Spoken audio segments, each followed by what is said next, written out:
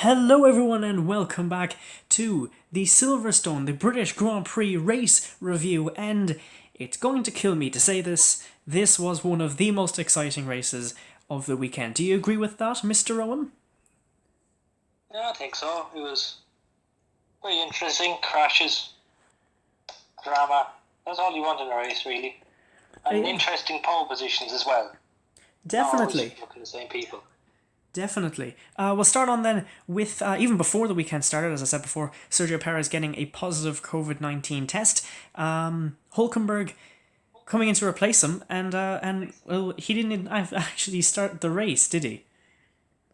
No, that was a bit surprising. Of course, Perez managed to get that was a big blow to Racing Point, and then not even fucking starting the race with Hulkenberg. So big, really not good for a Racing Point there. Definitely, and it comes at a time as well, really critical for Sergio Perez, with obviously Sebastian Vettel breathing down his neck for a drive there, which will be Aston Martin next season. Yeah, true. Very, very bad drop.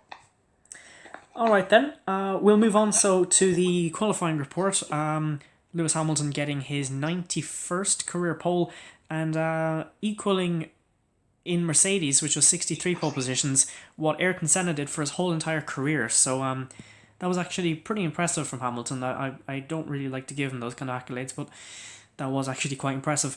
Apart from that, then it was Bottas in P2, Verstappen P3, Leclerc coming in P4. The Racing Point's not having a very good showing in qualifying either, and then we get to Sebastian in P10. Yeah. Right, so let's go on then to the first of the many crashes and controversy. Alexander Albon taking out Kevin Magnussen. What's your take on this? It was clearly trying to shunt him out of the way of the race, and then it just caught the wheel, went over, and went flying into the wall. Couldn't do anything about it. Yeah. Really dirty. Well, that's what the Why not stewards just do thought. that to Hamilton? Like, out of everyone. No, it was very disappointing for Alex to get that penalty, but then obviously for Kevin, who was in a good position, and actually that Haas did look sort of kind of strong, but it did give out the first of our safety cars, and yeah, as you can see on the pictures right now, a lot of damage, and actually the wheel just came off completely, which shouldn't really happen, of course, because of those Formula One tethers. We'll go on to the second crash then, and it was Daniel Kvyat, and he had a really nasty shunt. Any thoughts on that one? That was just dirty. I think it's just get the rush out of this race. He shouldn't be here. Looked pretty nasty. Went flying into the wall. Nothing he could do about it either. Yeah, they say that his tyre deflated. Then there was a wind change, or wind direction, which obviously these cars are very sensitive. And then obviously, or it's been told that he kind of went onto the curb a little bit, took too much of it, and the car just went, it just snapped. I mean, it was a really high speed, nasty incident, shoving the TV camera out of the way. Yeah, like nasty. It's a bit like when you're going too fast and you hit water like at the side of the road, you just go flying. You're going too fast. Exactly. We'll move on then to something that was quite controversial during the race, the tyre degradation. Wasn't really playing too much havoc up until the last, 3-4 laps of the race. Then things decided to get very, very exciting.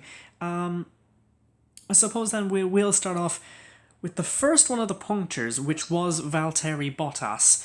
He ended up in P11, very disappointing for the championship. Hamilton now 30 points ahead of him with 4 races gone, and obviously now with the 70th anniversary Grand Prix coming.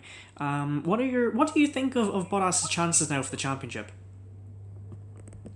You have to get very lucky, or you just have to get really lucky. Good racing. Hope everyone else doesn't do as well as him. That's kind of it. He doesn't have much. Yeah, it was very disappointing for him. I mean, in terms of that Mercedes drive, obviously Toto Wolff saying that he does want us to keep Valtteri, but could you see the likes of maybe George Russell or somebody else in that seat, given the fact that the Bottas really just hasn't been consistent enough this season? Probably. Like, they'll consider it. They'll definitely won't take Hamilton out, which is a shame. They won't get rid of him, but they might. They might probably consider it if he continues. Unless he improves drastically in his just being able to whatever. Just if he manages to continue a good winning streak or good podium positions, he might have a chance of staying. But aside from that, they might consider it. All right. On the screen now is Carlos Sainz. He had another puncture as well. He did not do very well. Saying, in the team radio that they just can't get any look at the moment. I don't really think that's fair. McLaren have had a very strong showing, and over the last few races. But yeah, we'll then go to Hamilton, and poor Hamilton. Half a lap from home, his tyre gave up. Obviously, then Max Verstappen pitted before, though, on what would have been then the last lap. For fresh set tyres, Red Bull after the race saying that there was no guarantee Verstappen was going to make it towards the end, but then obviously Hamilton's tyre blew up. There were 7 seconds between him and Verstappen across the line. There are people saying that Hamilton should have stopped on track. What do you think of that? Well, to be fair to him, even though he is part of the British Freight Corps, he had the right to continue driving. Like, you would have expected any other driver in that position to do that. That is fair. And obviously, Valtteri, he actually went a whole entire lap. Yeah, what driver is going to stop on their last lap leading? Exactly. Just because one of their tyres is out. No one would. Well, speaking of things that nobody was expecting, Ferrari got a podium. The SF1000 got a podium for the second time this season. Obviously, when we think of Ferrari, there's 4 races gone now and they've had 2 podiums.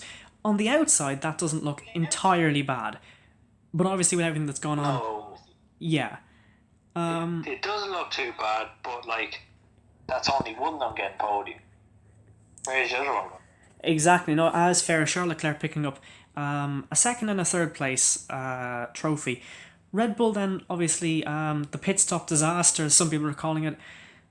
Nothing too much I think people can argue, though, about that, for their reasoning. We'll then go on to our last topic then for today, and it is the decision for Pirelli to go one step softer for next weekend. Now, Pirelli brought the C1, 2 and 3 tyre to Silverstone for this week's 70th anniversary Grand Prix.